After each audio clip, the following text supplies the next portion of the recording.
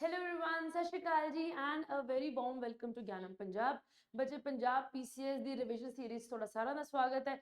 ਅੱਜ ਦੀ ਕਲਾਸ ਦੇ ਵਿੱਚ ਆਪਾਂ ਡਿਸਕਸ ਕਰਾਂਗੇ ਪੀਸੀਐਸ ਪੇਪਰ ਲਈ ਜਿਹੜਾ ਪ੍ਰੀਲਿਮਸ ਆਪਣਾ ਪੇਪਰ 1 ਹੁੰਦਾ ਹੈ ਉਹਦੇ ਵਿੱਚ ਆਪਣੇ এনवायरमेंट ਸਬਜੈਕਟ ਦੇ ਟੌਪਿਕ ਦ ਬਾਇਓਡਾਇਵਰਸਿਟੀ ਨੂੰ।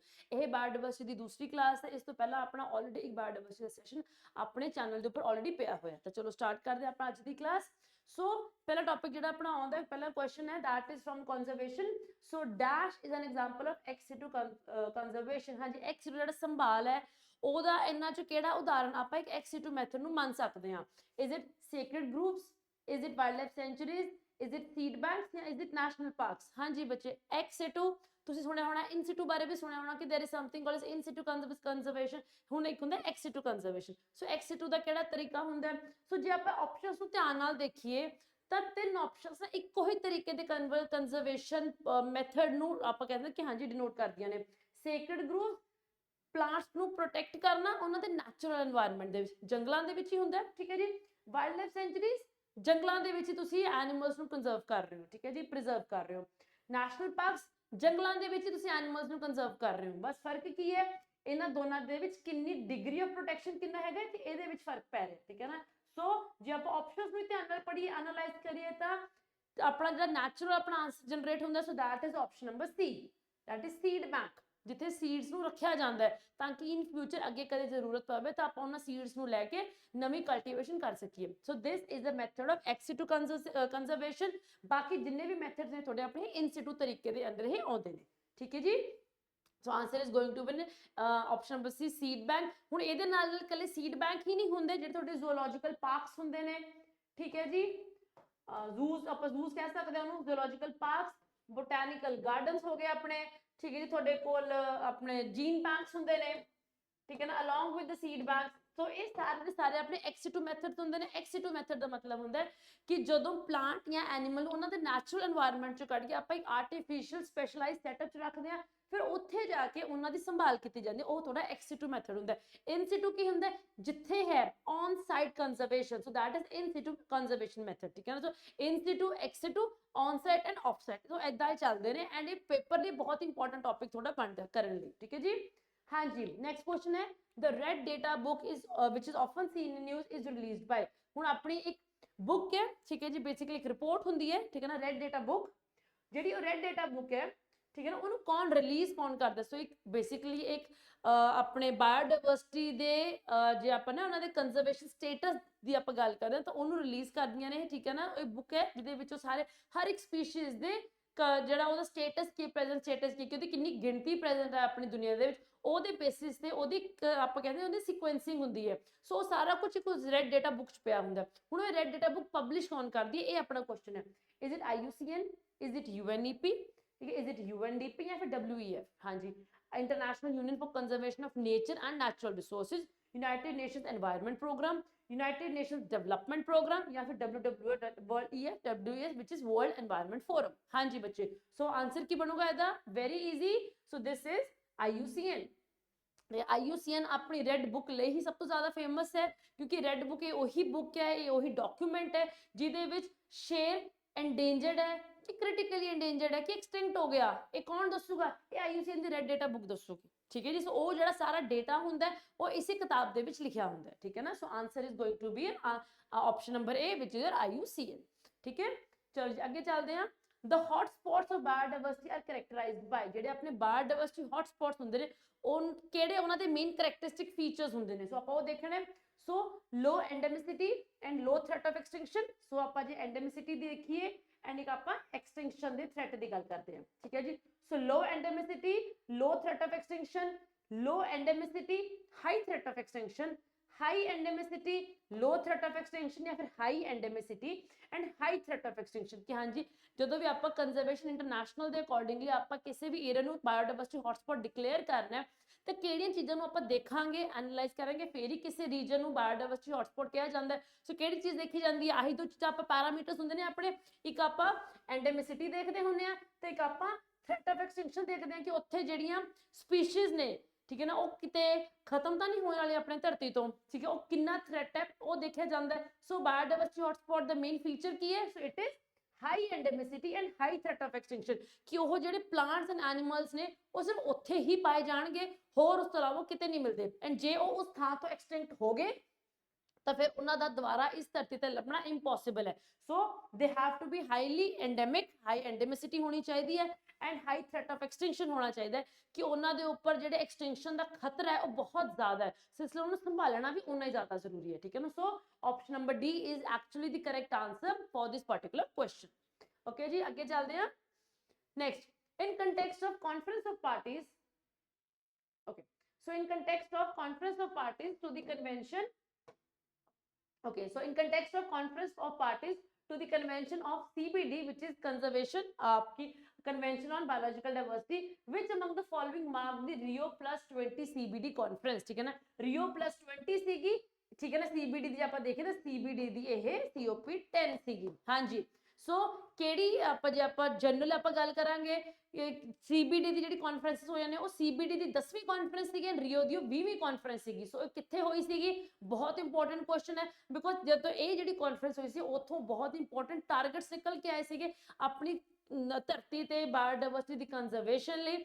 ਸੋ ਉਹ ਜਿਹੜੇ ਮੇਜਰ ਟਾਰਗੇਟਸ ਨਿਕਲੇ ਸੀ ਉਹ ਆਪਣੇ, ਠੀਕ ਹੈ ਨਾ, is it from the Montreal, is it from Nagoya, Tokyo ਜਾਂ ਫਿਰ ਪੈਰਿਸ। ਮੌਂਟਰੀਅਲ ਸੀ, ਨਗੋਆ ਸੀ, ਟੋਕੀਓ ਸੀ ਜਾਂ ਫਿਰ ਪੈਰਿਸ ਸੀਗੇ। ਹਾਂਜੀ ਬੱਚੇ, so answer is option number B, Nagoya. ਠੀਕ ਹੈ ਨਾ, ਸੋ ਨਗੋਆ ਬੇਸਿਕਲੀ ਜਿਹੜੀ ਸੀਗੀ ਇਹ ਆਪਣੀ CBD ਦੀ 10ਵੀਂ COP ਸੀਗੀ ਐਂਡ ਇਹੀ ਉਹ ਕਨਵੈਨਸ਼ਨ ਸੀਗੀ ਜਿੱਥੋਂ ਨਿਕਲ ਕੇ ਆਏ ਸੀ ਤੁਹਾਡੇ HE ਟਾਰਗੇਟਸ। ਠੀਕ ਹੈ ਜੀ, HE ਟਾਰਗੇਟਸ ਆਏ ਸੀ। HE ਟਾਰਗੇਟਸ ਕੀ ਸੀਗਾ, 5 ਇਹਦੇ ਮੇਜਰ ਗਰੁੱਪਸ ਸੀਗੇ, ਹੈਡਿੰਗਸ ਸੀਗੀਆਂ ਐਂਡ ਇਹਨਾਂ ਹੈਡਿੰਗ 5 ਹੈਡਿੰਗਸ ਦੇ ਅੰਦਰ ਤੁਹਾਡੇ 20 ਟਾਰਗੇਟਸ ਆਉਂਦੇ ਸੀਗੇ।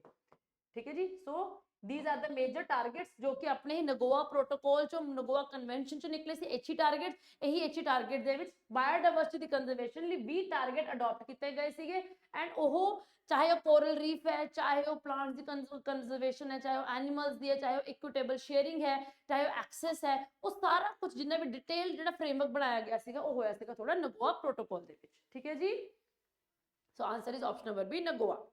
ਅੱਗੇ ਚੱਲਦੇ ਹਾਂ। What is applicable to both Latus niloticus and Lantana camara? हाँ जी, सो अपने कोल दो स्पीशीज ने, इन्हां दसने कि ਇਹ ਦੋਨੋਂ ਕਿਸ ਚੀਜ਼ ਨਾਲ ਰਿਲੇਟ ਕਰਦੀਆਂ ਨੇ। ਠੀਕ ਹੈ ਨਾ, ਸੋ what is applicable to Latus niloticus and Lantana camara, ਇਹ ਕੀ ਹੈ? ਸੋ ਆਪਸ਼ਨ ਨੰਬਰ 1 ਹੈ ਕਿ they are on the verge of extinction due to over exploitation। ਠੀਕ ਹੈ ਜੀ,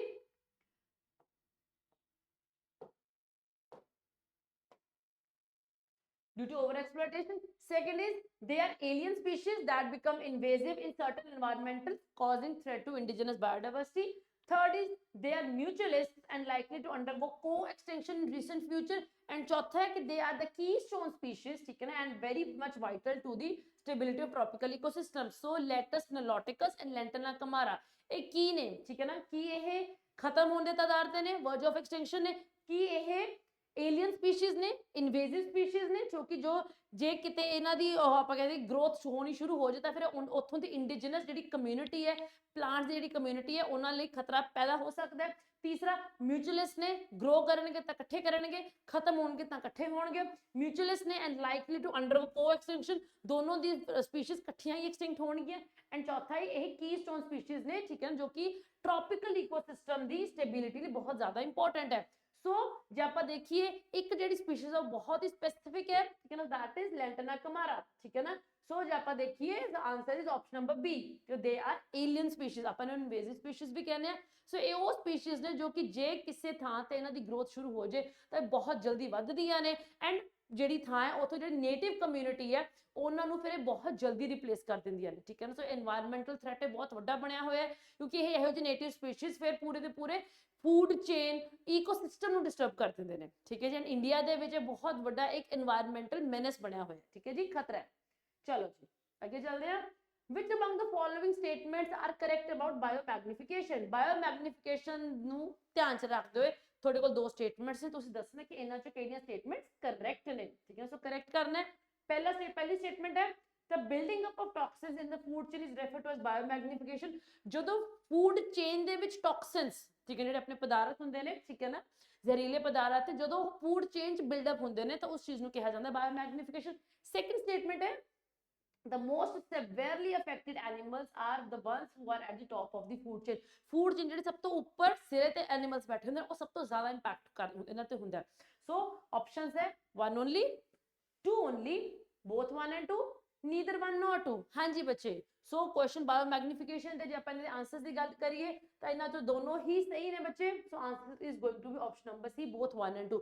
ਬਾਇਓਮੈਗਨੀਫਿਕੇਸ਼ਨ ਉਹ ਫਿਨੋਮੀਨਾ ਹੈ ਜਦੋਂ ਤੁਹਾਡੇ ਫੂਡ ਚੇਨ ਦੇ ਵਿੱਚ ਤੁਹਾਡੇ ਜਿਹੜੇ ਆਪਣੇ ਜ਼ਹਿਰੀਲੇ ਪਦਾਰਥ ਨੇ, ਟੌਕਸਿਨਸ ਨੇ, ਉਹ ਬਿਲਡਅਪ ਹੁੰਦੇ ਨੇ। ਐਂਡ ਬਾਇਓਮੈਗਨੀਫਿਕੇਸ਼ਨ ਦੇ ਵਿੱਚ ਸਭ ਤੋਂ ਜ਼ਿਆਦਾ ਇੰਪੈਕਟ ਜਿਹੜੇ ਆਪਣੇ ਸਿਰੇ ਤੇ ਐਨੀਮਲਸ ਹੁੰਦੇ ਨੇ, ਜਿਹਨਾਂ ਨੂੰ ਆਪਾਂ ਪ੍ਰੀਡੇਟਰਸ ਕਹਿੰਦੇ ਹੁੰਦੇ ਆ, ਟੌਪ ਕਾਰਨੀਵਰਸ ਕਹਿੰਦੇ ਹੁੰਦੇ ਆ, they are the most severely impacted by this entire process of biomagnification।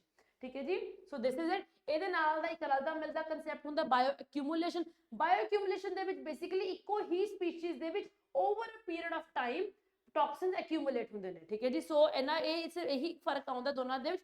Bio ਐਕਿਊਮੂਲੇਸ਼ਨ ਦੇ ਵਿੱਚ ਇੱਕੋ ਹੀ ਸਪੀਸੀਜ਼ ਹੁੰਦੀ ਹੈ, over a period of time ਉਹਦੇ ਵਿੱਚ ਟੌਕਸਿਨਸ ਐਕਿਊਮੂਲੇਟ ਹੁੰਦੇ ਨੇ। ਬਾਇਓਮੈਗਨੀਫਿਕੇਸ਼ਨ ਦੀ ਗੱਲ ਕਰੀਏ ਤਾਂ ਬਾਇਓਮੈਗਨੀਫਿਕੇਸ਼ਨ ਦੇ ਵਿੱਚ ਫੂਡ ਚੇਨ ਦੇ ਕਰਕੇ ਜਿਹੜੇ ਟੌਪ ਕਾਰਨੀਵਰ ਹੈ ਉਹਦੇ ਵਿੱਚ ਸਭ ਤੋਂ ਜ਼ਿਆਦਾ ਬਿਲਡਅਪ ਹੁੰਦਾ ਹੈ। So this is the entire difference between bioaccumulation and biomagnification. ਠੀਕ ਹੈ ਜੀ, ਚਲੋ ਜੀ। The region of the biosphere reserve which is legally protected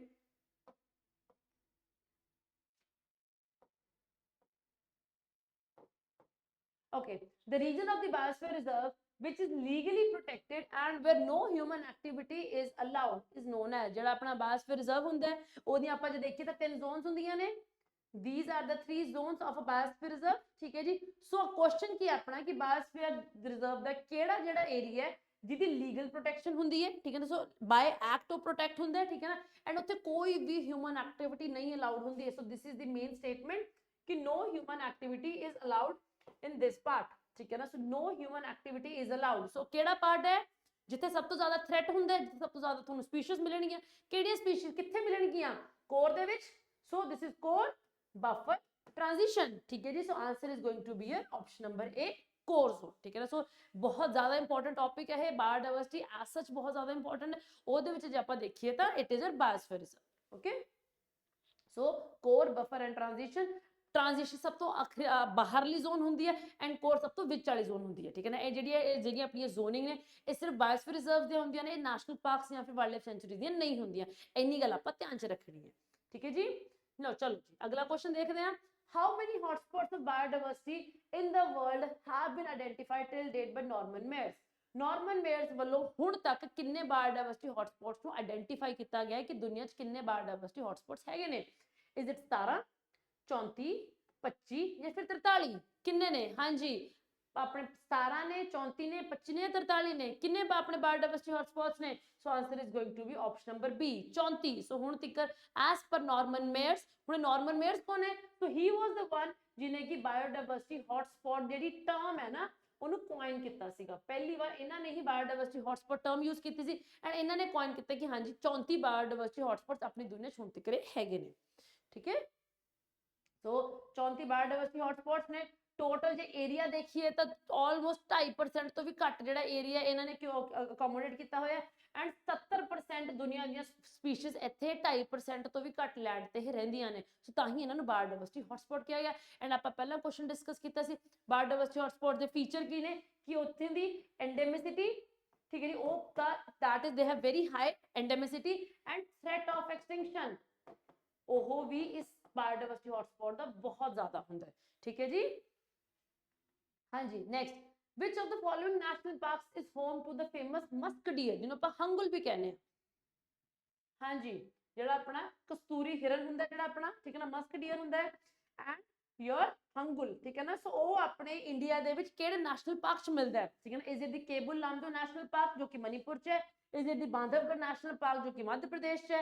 is it the eagle nest wildlife sanctuary जो कि अरुणाचल प्रदेश च है? या फिर option number D the Dachigam national park which is in Jammu and Kashmir? हाँ जी, बहुत क्लासिक क्वेश्चन है, बहुत इंपॉर्टेंट क्वेश्चन है एंड बहुत बार पूछा भी गया है।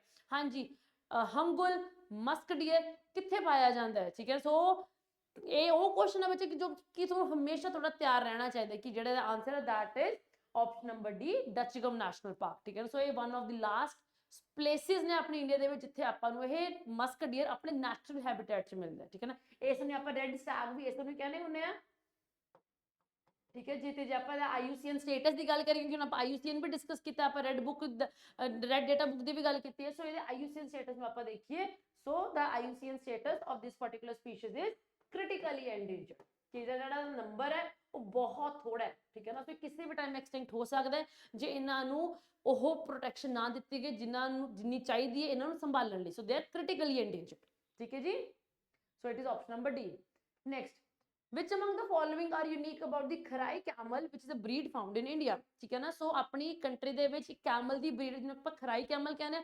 ਸੋ ਉਹਨਾਂ ਬਾਰੇ ਆਪਣੇ ਕੋਲ ਦੋ ਸਟੇਟਮੈਂਟਸ ਨੇ, ਤੁਸੀਂ ਦੱਸਣਾ ਕਿ ਕਿਹੜੀ ਸਹੀ ਹੈ ਤੇ ਕਿਹੜੀ ਗਲਤ ਹੈ। ਓਕੇ, ਸੋ ਪਹਿਲੀ ਹੈ ਕਿ it is capable of swimming up to 3 kilometre in sea water, ਸਮੁੰਦਰੀ ਪਾਣੀ ਦੇ ਵਿੱਚ 3 ਕਿਲੋਮੀਟਰ ਤੱਕ ਸਵਿਮ ਕਰ ਸਕਦੇ ਨੇ। ਦੂਜੀ ਸਟੇਟਮੈਂਟ ਹੈ ਕਿ ਇਹ ਮੈਂਗਰੂਵ ਜਿਹੜੇ ਆਪਣੇ ਪੇੜ ਹੁੰਦੇ ਨੇ, ਠੀਕ ਹੈ ਨਾ, ਮੈਂਗਰੂਵ ਦੇ ਪੇੜਾਂ ਦੇ ਉੱਪਰ ਇਹ ਉਹਨਾਂ ਦੀ ਗ੍ਰੇਜ਼ਿੰਗ ਕਰਕੇ ਉਹਨਾਂ ਦੇ ਉੱਪਰ ਸਰਵਾਈਵ ਕਰਦੇ ਨੇ। So you have to tell me ਕਿ ਕਿਹੜੀ ਸਹੀ ਸਟੇਟਮੈਂਟ ਹੈ। One only, two only, both one and two, neither one nor two. Okay, so बच्चे खराई कैमल्स बहुत क्लासिक कैमल्स ने, किथे मिलते हैं? So they are found in the Kutch region of Gujarat, ठीक है ना। ये राजस्थान च नहीं मिलते, ये गुजरात के कच्छ रीजन च मिलते हैं। एंड जो उस हिसाब नाल गल करिए ਤਾਂ ਜਿਹੜੀ ਆਪਣੀ ਪਹਿਲੀ ਸਟੇਟਮੈਂਟ ਹੈ ਕਿ ਸੀ ਵਾਟਰ 'ਚ 3 ਕਿਲੋਮੀਟਰ ਤੱਕ ਸਵਿਮ ਕਰਦੇ ਨੇ, ਇਹ ਵੀ ਆਪਣੀ ਬਿਲਕੁਲ ਸਹੀ ਹੈ। ਸੀ ਵਾਟਰ 'ਚ ਸਵਿਮ ਕਰਦੇ ਨੇ, ਕਿਉਂ ਕਰਦੇ ਨੇ? ਕਿਉਂਕਿ ਇਹਨਾਂ ਨੇ ਮੈਂਗਰੂਵ ਸਿਕਰ ਜਾਣਾ ਹੁੰਦਾ ਗ੍ਰੇਜ਼ਿੰਗ ਲਈ, ਠੀਕ ਹੈ ਨਾ। ਸੋ ਦੋਨੋਂ ਹੀ ਸਟੇਟਮੈਂਟਸ ਆਪਣੇ ਸਹੀ ਨੇ। ਐਂਡ ਕਿਉਂਕਿ ਮੈਂਗਰੂਵਸ ਡਿਸਟਰੋਏ ਹੋ ਰਹੇ ਨੇ, ਸੋ ਇਹਨਾਂ ਦਾ ਹੈਬਿਟੇਟ ਡਿਸਟਰੋਏ ਹੋ ਰਿਹਾ ਹੈ, ਠੀਕ ਹੈ ਨਾ। ਸੋ ਹੈਬਿਟੇਟ ਡਿਸਟਰੋਏ ਹੋ ਰਿਹਾ ਤਾਂ ਨੈਚੁਰਲ ਹੈ ਕਿ ਇਹਨਾਂ ਦੇ ਉੱਪਰ ਜਿਹੜੀ ਐਕਸਟਿੰਕਸ਼ਨ ਦਾ ਖਤਰਾ ਹੈ ਬਹੁਤ ਜ਼ਿਆਦਾ ਵਧਿਆ ਹੋਇਆ ਹੈ। So answer is option number C, both 1 and 2, ਠੀਕ ਹੈ ਜੀ। ਸੋ ਦਿਸ ਇਜ਼ ਖਰਾਈ ਕੈਮਲ ਜੋ ਕਿ which is only found only in the Kutch of Gujarat, okay।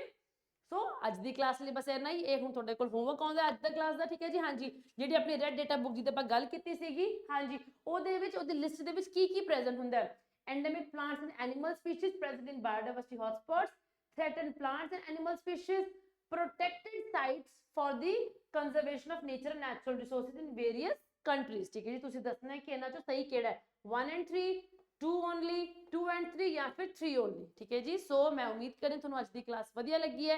ਜਿਹੜੇ ਕੁਐਸਚਨ ਦਾ ਆਨਸਰ ਹੈ ਇਹ ਤੁਸੀਂ ਆਪਣੀ ਵੀਡੀਓ ਦੇ ਨੀਚੇ ਜਿਹੜਾ ਕਮੈਂਟ ਬਾਕਸ ਹੈ ਉਹਦੇ ਵਿੱਚ ਤੁਸੀਂ ਆਪਣਾ ਆਨਸਰ ਦੇਣਾ ਹੈ, ਠੀਕ ਹੈ ਜੀ। ਸੋ ਅਗਲੀ ਕਲਾਸ ਦੇ ਵਿੱਚ ਫੇਰ ਮਿਲਾਂਗੇ with another set of questions. ਇਹ ਆਪਣੇ ਥੋੜੇ ਫਿਜ਼ੀਕਲ ਸੈਂਟਰਸ ਨੇ ਗਿਆਨਮ ਦੇ। ਸੋ ਜੇ ਤੁਸੀਂ ਕਿਸੇ ਵੀ ਕੋਰਸ ਬਾਰੇ ਪਤਾ ਕਰਨਾ ਹੈ ਤਾਂ ਆਪਣੇ ਇਹਨਾਂ ਸਾਰੇ ਸੈਂਟਰਸ ਦੇ ਵਿੱਚੋਂ ਜਾ ਕੇ ਤੁਸੀਂ ਪਤਾ ਕਰ ਸਕਦੇ ਹੋ, ਠੀਕ ਹੈ ਜੀ। ਸੋ ਅੱਜ ਦੀ ਕਲਾਸ ਲਈ ਬਸ ਇੰਨਾ ਹੀ। ਅਗਲੀ ਕਲਾਸ ਫੇਰ ਮਿਲਾਂਗੇ with another set of questions on another topic. Till then, goodbye, take care, Sashi, and a very, very happy and prosperous Diwali. Sat Shri Akal ji.